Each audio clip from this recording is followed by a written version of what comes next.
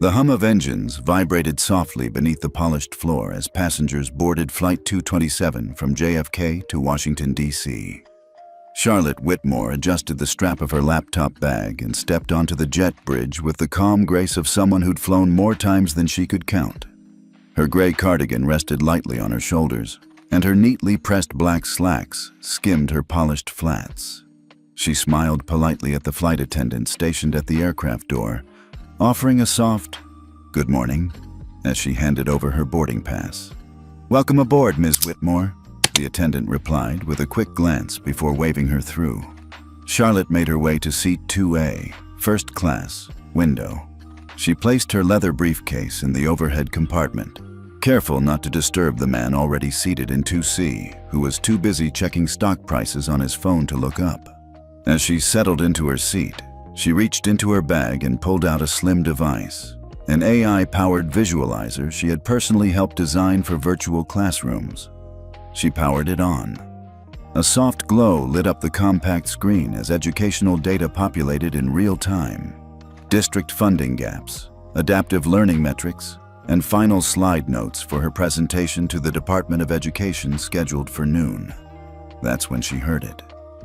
"Excuse me, ma'am," came a voice, clipped and firm. "This is the first class section." Charlotte looked up. A young flight attendant, Rachel, stood over her, brows furrowed ever so slightly. Her tone wasn't aggressive, not exactly, but it had that edge. The kind that comes when someone has already decided you don't belong.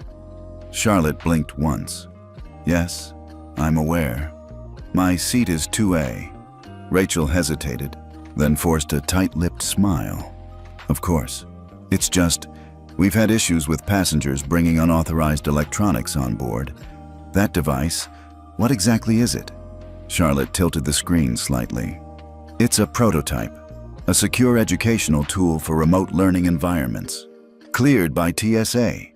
I carry it on every flight." Rachel nodded, but her eyes lingered too long. "Can you power it down for now? And I may need to speak with the captain." Charlotte didn't argue. She tapped the screen off and sat back, folding her hands in her lap.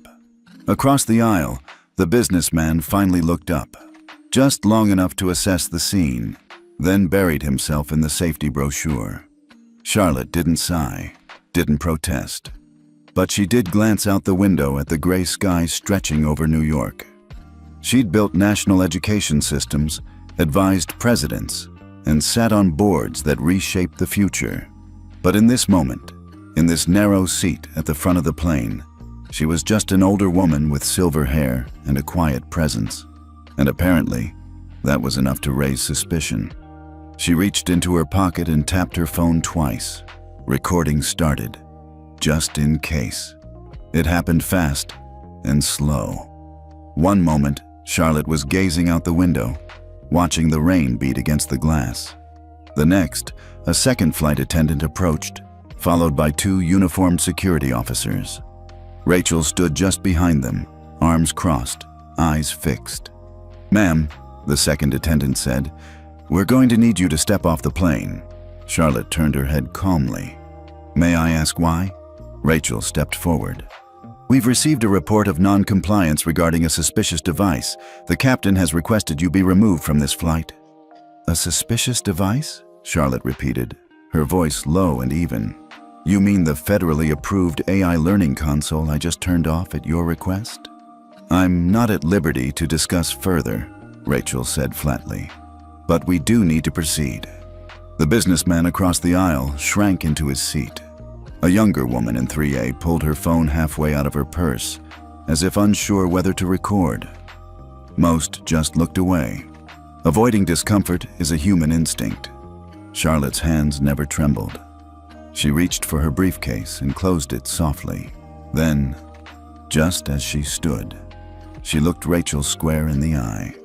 "Please inform the Department of Education that I won't be arriving this morning, and kindly CC my legal counsel and Skyline's board." That flicker, there it was. A quick break in Rachel's expression. Not fear, not regret, just confusion, like something didn't quite add up. But it passed. The security officer nearest her, Tall, clean-cut, early 30s, gestured toward the door. "This way, ma'am." Charlotte didn't argue. She walked the aisle slowly, passing row after row of watching eyes. Every step seemed to echo louder than the last. She carried nothing but her briefcase and her silence. Somewhere near row 10, she caught a whispered comment. "Is that who I think it is?" But recognition came too late. She stepped through the aircraft door, into the jet bridge, the cold metal walkway humming beneath her feet. Behind her, the first-class cabin returned to normal. Another seat filled. Another life judged too quickly, too quietly to be noticed for long. Charlotte paused before exiting into the terminal. She pulled out her phone, scrolled to a contact marked Deputy Chief, DOE. Pressed call. The line connected in under 2 seconds. "This is Charlotte Whitmore," she said, her voice steady. "Please postpone today's signing. I'm officially withdrawing my name from the initiative. I'll explain later." Then she hung up. She didn't need to explain. Not yet. She had a different kind of work to do first. The kind that didn't need permission. Only principle. Charlotte Whitmore didn't head straight home after the incident. Instead, she found a quiet corner in Terminal 5, near an unused gate, and sat with her back to the wall, her briefcase on her lap. The silence gave her room to think, but not to forget. This wasn't new. Not really. Charlotte had been underestimated her entire life. She was born in Des Moines, Iowa, to a librarian mother and a father who fixed tractor engines and quoted Emerson over breakfast. College had been a dream deferred by family needs, but she'd eventually clawed her way to a degree in education at 38. 2 daughters, 1 divorce, and more nights eating frozen dinners over lesson plans than she could count. She taught middle school English for nearly 20 years in rural districts where kids brought trauma to class and still left with books in their backpacks. She believed in second chances, in teaching kids that words had power. At 45, she taught herself to code, not because she wanted to change careers, but because she wanted to understand how kids learned in the digital age. Her first software program was built on a used Dell laptop and tested on a dozen reluctant 8th graders. By 50, she'd created the early prototype of what would become Aurora Learn, an adaptive learning platform now used by schools in 23 states. By 55, she'd been invited to a roundtable at the Department of Education. By 60, she was quietly consulting on national education policy. But none of that mattered when people saw her at the airport, in a cardigan without makeup, lugging a canvas bag with a taped-over school sticker. She didn't look like the woman reshaping how American children learned. And to some, that was enough. The painful irony? The very system she'd been building, one that aimed to level the playing field, was still shaped by assumptions, still wired to reward the loudest, glossiest, most palatable versions of authority. Never the woman who looked like someone's grandma with a knack for spreadsheets. She wasn't mad. She was awake. The flight attendant hadn't removed her for safety. She'd removed her because her presence made her uncomfortable, because Charlotte didn't perform the role people expected of a CEO or a federal architect. Now, Charlotte wasn't just a woman with a revoked boarding pass. She was a woman with leverage, and she was about to use it. Not with fury, not with press conferences, but with something far more unsettling: precision. Charlotte didn't rush.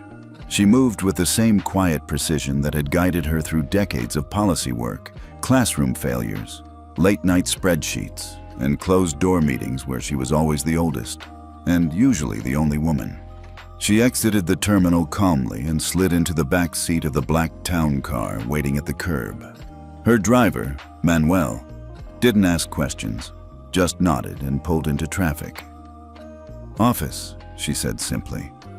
As the city blurred past the window, Charlotte opened her phone and tapped a secure app, one reserved for executive-level government communications. Her fingers moved steadily, no hesitation. A direct line to the Deputy Chief of Staff.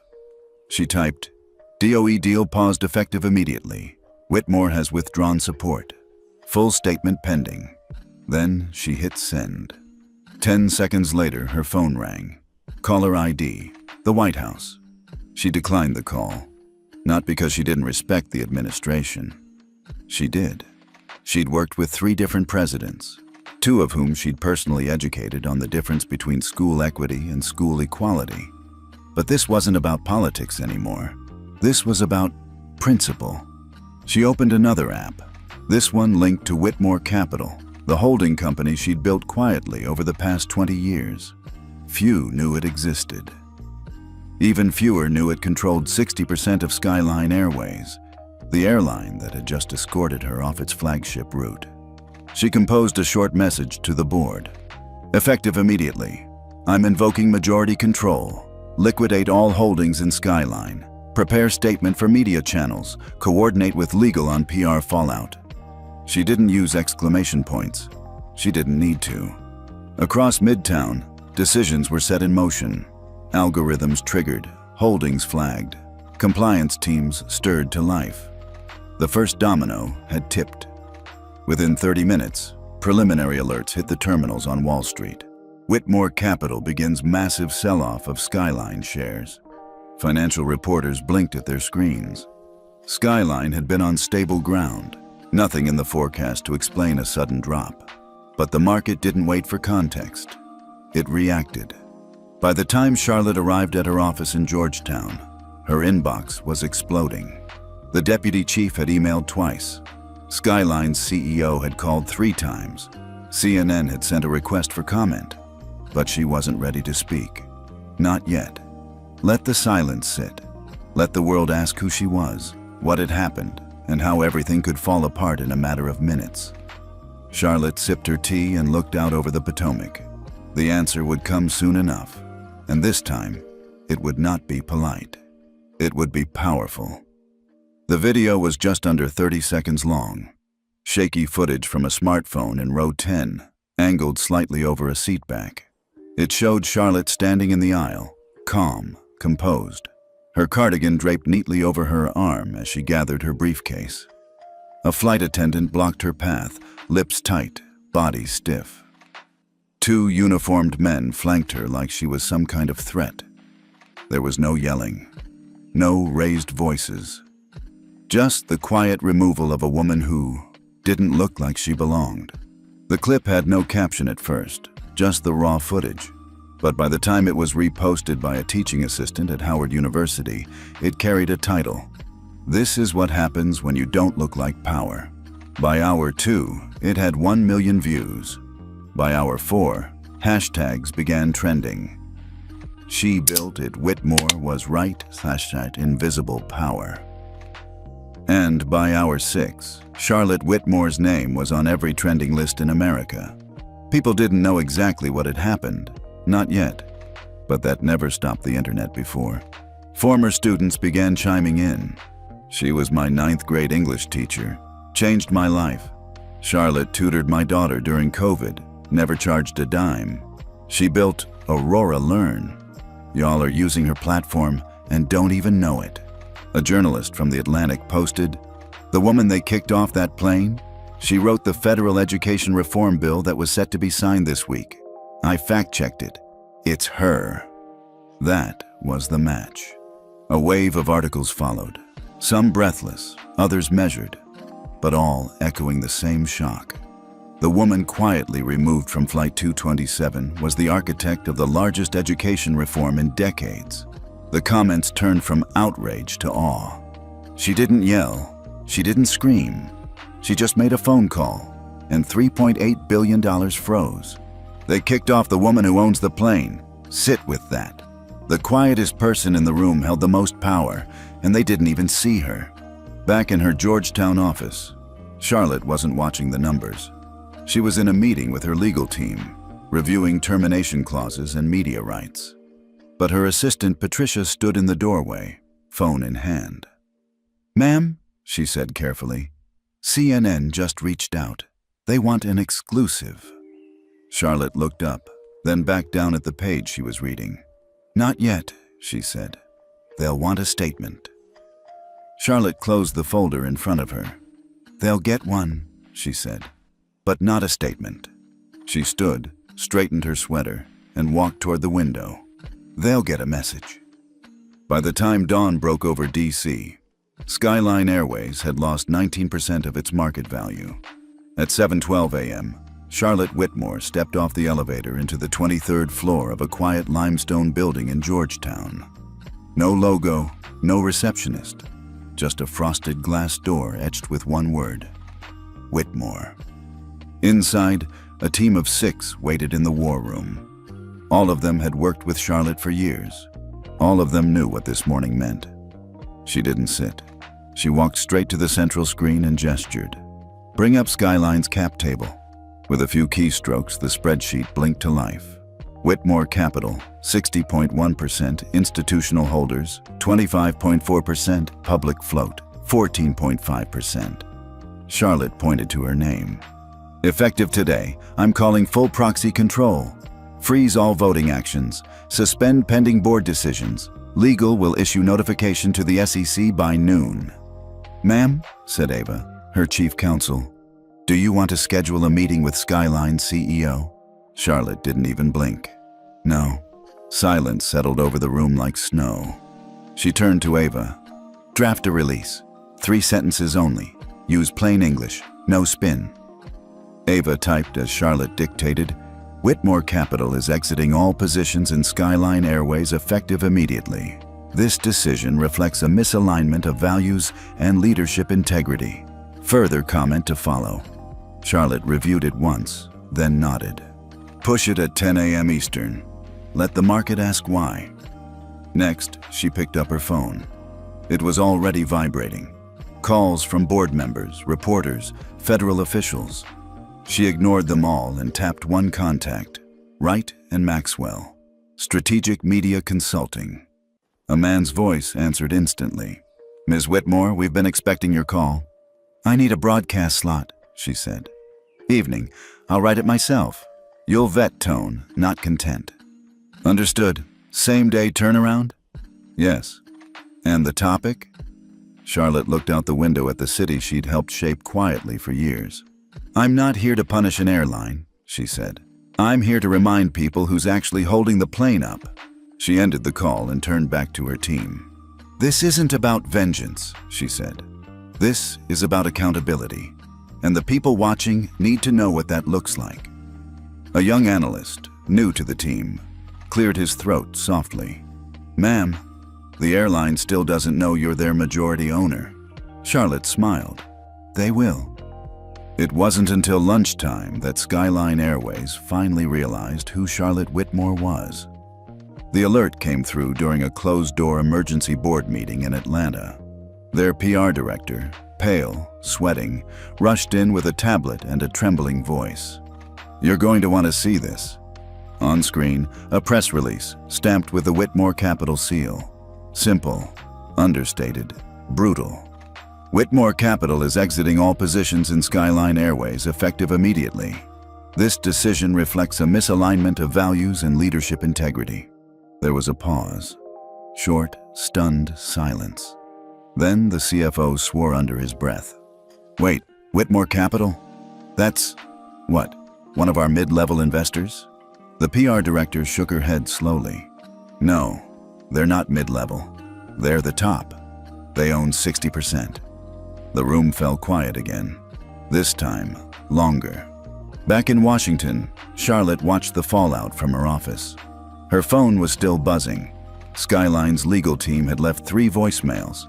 The CEO had sent an email asking for clarification, and someone from the Department of Transportation had requested a call at her earliest convenience. She didn't answer any of them. Instead, she was reviewing edits on her televised address. It would air at 7:00 p.m. Eastern on 3 major networks, with simultaneous streaming across YouTube and LinkedIn. A quiet message, pre-recorded, with no flashy graphics or dramatic music. Just her, a neutral backdrop, and the truth. Behind her, Patricia stepped in. "They figured it out," she said. Charlotte didn't turn around. "Took them long enough. They're scrambling. Internal memo leaked already. Skyline's board is in full panic mode." Charlotte finally looked up. "Then they're right on schedule." She stood and walked over to the window. Down below, the city moved as if nothing had happened. Kids walked home from school. Delivery bikes zipped past traffic. Pigeons argued over crumbs on the sidewalk. "Power isn't always loud," she said softly.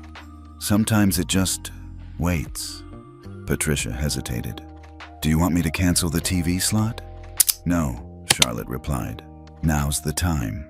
She picked up a folded sheet of paper from her desk, handwritten, barely one page, just the right words.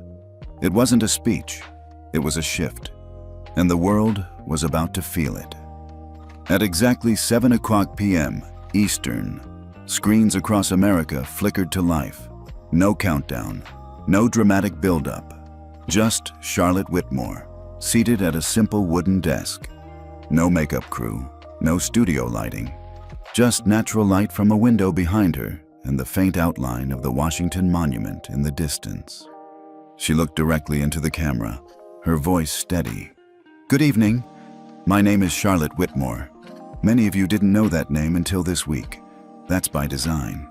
I've spent most of my life working behind the scenes, building things, not branding them." She paused, letting the silence breathe. "For the past 5 years, I've worked with educators, engineers, parents, and policymakers to design a $3.8 billion education reform plan. One intended to bridge gaps, not just in funding, but in fairness. It was scheduled to be signed into law this morning." Another pause. "I withdrew my name." She let that sink in. "Because yesterday, I was removed from a flight. Not for breaking any rule, not for any threat, but because I didn't look like I belonged in first class." Her expression didn't change. Her tone never rose, but the words hit like bricks. That moment wasn't new. I've lived versions of it for decades. So have many of you watching. But this time, I had enough. Not just for me, but for everyone who has been quietly measured, dismissed, or erased. I'm not here to blame. I'm here to clarify. A photo appeared briefly. The Skyline Airways logo. "I am the majority owner of this airline. I have been for 6 years. I invested in its growth, trusted its culture, believed in its potential. But when I was treated like an outsider on my own plane, I realized something. Culture isn't what a company writes, it's what it tolerates." She leaned forward slightly, eyes still calm. "So I chose not to sign that $3.8 billion reform today. Because we don't just sign papers, we sign futures. And I refuse to attach my name to a future built on silence, pretense, and surface-level progress. Real change doesn't come from shouting. It comes from reshaping the ground people walk on, so the next person doesn't trip where we did. I'll continue the work, but I'll do it with partners who see value beyond the surface. And if you're watching this, and you've ever been made to feel invisible, I see you. You are not alone, and you are not powerless." The screen faded to black. No applause, no outro music. Just one word: enough. The response was faster than anyone expected. Within the first hour of Charlotte's broadcast, the clip had been viewed over 10 million times across platforms. But this wasn't like the other viral stories that fizzled out in 48 hours. This one had legs and teeth. By morning, 3 major headlines led the national news. Whitmore walks, education reform in jeopardy. Skyline's majority shareholder reveals herself. Quiet CEO becomes voice for the silenced. At Skyline headquarters, chaos reigned. Their stock had already dipped 19% the day before. But now, with the Whitmore connection confirmed and public backlash building, shares plummeted another 11%. Institutional investors began pulling out. Analysts on CNBC openly questioned whether the airline could survive the week without drastic restructuring. At the Department of Education, internal fallout was just as swift. Deputy Chief Monahan, the same man who'd texted Charlotte 5 times in a row the day before, now sat stone-faced in a briefing room as the president's senior advisors reviewed their options. "She can't be replaced," the Secretary of Education finally admitted. She wasn't just the architect of the plan, she was the soul of it. Across town, in the lobby of Whitmore Capitol, A different kind of traffic jam was forming. Journalists, parents, former students, tech CEOs, even a few quiet congresswomen dressed in plain coats and scarves, slipping in through the side entrance. They weren't here to beg. They were here to listen. Charlotte hadn't issued another statement. She didn't need to, because now the room was listening on her terms. Inside the conference room, she sat at the head of the table. No tie, no makeup, just presence. To those who reached out, she began, "Thank you. I'm not angry. I'm strategic. And now that the noise has cleared, I'm willing to talk solutions." She paused and glanced around the table. "But let's be clear. This new version of the plan? It won't be watered down to appease fear. It will be stronger, more just. And every name on it will have to mean what they sign." There were nods. Then a voice from the back. "Ms. Whitmore, are you open to starting again?" Charlotte folded her hands. "I'm open to continuing forward," she said. "But we're not going back to what was." And with that, a new reform was born. Not behind closed doors, but out loud. This time, everyone knew who wrote it. 3 weeks later, Charlotte found herself seated quietly in the back row of a public education forum in Baltimore. No cameras, no press, just folding chairs, styrofoam coffee cups, and a handwritten agenda taped to a whiteboard. It was the kind of space she trusted.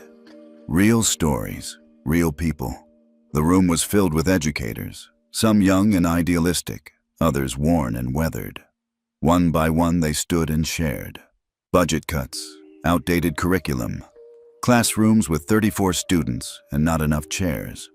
Charlotte listened, took notes, nodded, asked questions no one expected someone like her to ask.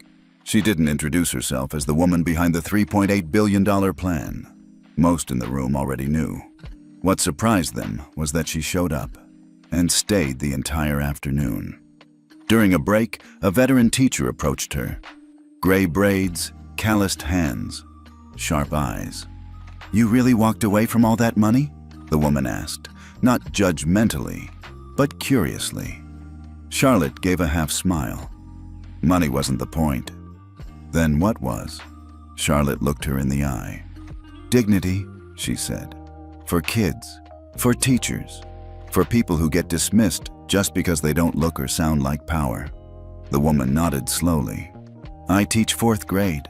One of my students, Khalil, he saw your speech online, brought it up in class, said, 'She didn't yell, she just stood up.'" Charlotte's eyes softened. "Smart kid." The woman leaned in, lowering her voice. "Most of us would have screamed." Charlotte paused. "I have, just not always out loud." They shared a quiet laugh, the kind forged by battlefields no one else sees. Later that evening, back in her Georgetown apartment, Charlotte stood on her balcony overlooking the city. She didn't feel triumphant. She felt settled. The work was far from done. Skyline was restructuring under pressure. The new version of the education reform plan was gaining bipartisan traction, this time with accountability clauses written in from the start. And requests kept pouring in. Interviews, book deals, panels, even an invitation to keynote a global leadership summit. But Charlotte turned most of them down. She didn't need more spotlight. She just needed more rooms like the one in Baltimore, where change didn't come in press releases, but in eye contact and raised hands. In spaces where people didn't shout to be heard, they simply spoke, and people finally listened. Charlotte didn't fly commercial anymore. Not out of bitterness, but because some messages needed to be sent quietly, and others deserved to be seen. So when Skyline Airways' newly appointed CEO requested a face-to-face meeting, she agreed, but insisted it take place at Gate 4, JFK International. The same terminal, the same gate. They met at sunrise. The CEO, a sharp-suited executive named Julian Park, stood nervously beside an empty gate counter. He extended his hand. "Ms. Whitmore, thank you for coming." Charlotte took it calmly. "I assume this isn't a PR stunt," she said, her voice even. "No, ma'am. he replied. "This is an apology and a proposal." He motioned toward the empty jet bridge behind him. "I had them hold the aircraft. Would you take your seat this time?" Charlotte didn't move. "I never lost my seat," she said. Julian blinked. "It was never yours to give."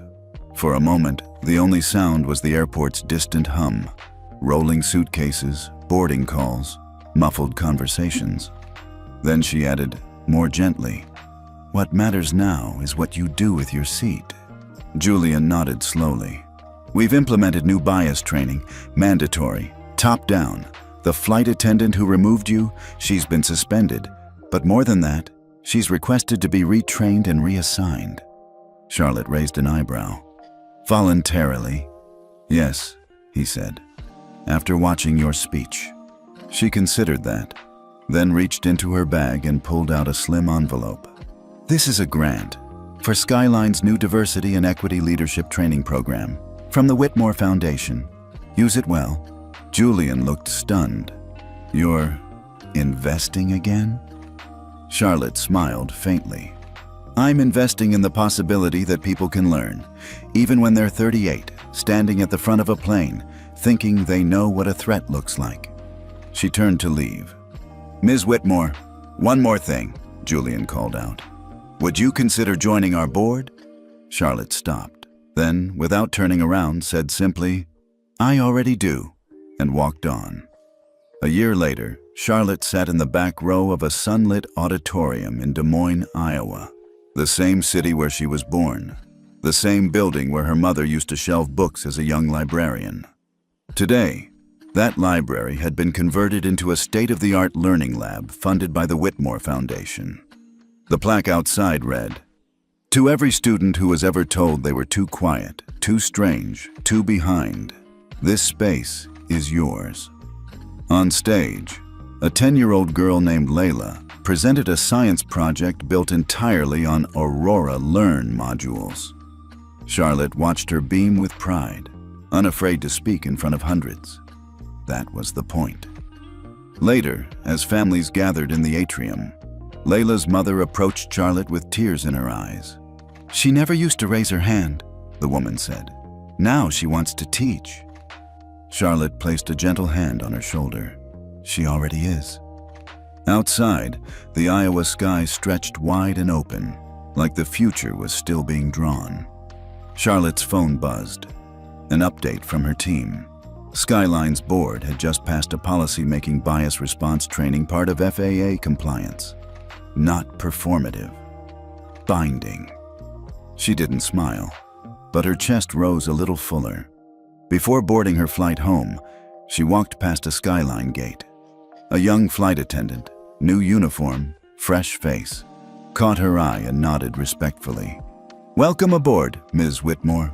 This time the tone was different, not rehearsed, just real. Charlotte boarded, took her seat by the window, and opened a notebook. Not to review, not to plan, but just to write. Not numbers, not policy. Just this sentence. Some seats aren't given, they're reclaimed. Outside, the tarmac shimmered in the late afternoon sun.